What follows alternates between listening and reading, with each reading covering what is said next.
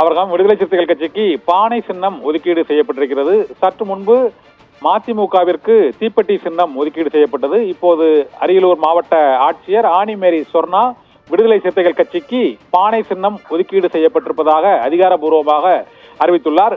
விழுப்புரம் மற்றும் சிதம்பரம் ஆகிய 2 தொகுதிகளில் விடுதலை சிறுத்தைகள் கட்சியின் வேட்பாளர்கள் போட்டியிடுகிறார்கள். அவர்களுக்கு பானை சின்னம் ஒதுக்கீடு செய்வதற்கு 2 நாட்களுக்கு முன்பு தேர்தல் ஆணையம் மறுப்பு தெரிவித்தது. ஆனால் பானை சின்னம் கோரியிருந்த சுயேட்சை வேட்பாளரின் மனு நிராகரிக்கப்பட்டதால் விடுதலை சிறுத்தைகள் கட்சிக்கு பானை சின்னம் ஒதுக்கீடு செய்வதில் சிக்கல் இருக்காது என்று தெரிவிக்கப்பட்டது. அதன்படி இன்று வேட்புமனு வாபஸ் பெறுவதற்கான கடைசி நாள் என்பதால் 3 மணியுடன் அதற்கான கால அவகாசம் நிறைவடைந்துள்ள சூழ்நிலையில் இப்போது தமிழகம் முழுவதிலும் உள்ள 39 தொகுதிகளுக்குமே சுயேட்சை வேட்பாளர்களுக்கு மற்றும் சிறிய கட்சிகளுக்கு அவர்கள் கோரிய சின்னங்கள் ஒதுக்கீடு செய்யப்பட்டு வருகின்றன. திமுக கூட்டணியில் இடம்பெற்றுள்ள விடுதலை சிறுத்தைகள் கட்சிக்கு பானை சின்னம் ஒதுக்கீடு செய்யப்பட்டிருப்பதாக அரியலூர் மாவட்ட ஆட்சியர் ஆனிமேரி சொர்ணா தற்போது அதிகாரப்பூர்வமாக அறிவித்திருக்கிறார். இதனால் சிதம்பரம், விழுப்புரம் ஆகிய 2 தொகுதிகளிலும் விடுதலை சிறுத்தைகள் கட்சியின் வேட்பாளர்கள் பானை சின்னத்தில் போட்டியிடுகிறார்கள். கடந்த 2019ஆம் ஆண்டு நடைபெற்ற தேர்தலிலும் சிதம்பரம் தொகுதியில் விடுதலை சிறுத்தைகள் கட்சியின் தலைவர்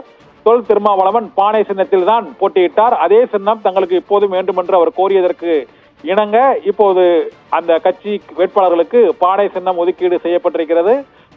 திமுக கூட்டணியில் இடம்பெற்றுள்ள மதிமுகவிற்கு தீப்பெட்டி சின்னம் ஒதுக்கீடு செய்யப்பட்டிருப்பதால் திருச்சி தொகுதியில் வைகோவின் மகன் குறை வைகோ தீப்பெட்டி சின்னத்தில் போட்டியிட இருக்கிறார். சிதம்பரம், விழுப்புரம் ஆகிய தொகுதிகளில் விடுதலை சிறுத்தைகள் கட்சி கடந்த தேர்தலில் போட்டியிட்டதை போலவே இந்த முறையும் பானை சின்னத்தில் போட்டியிடும் என்பது அதிகாரப்பூர்வமாக அறிவிக்கப்பட்டு விட்டது.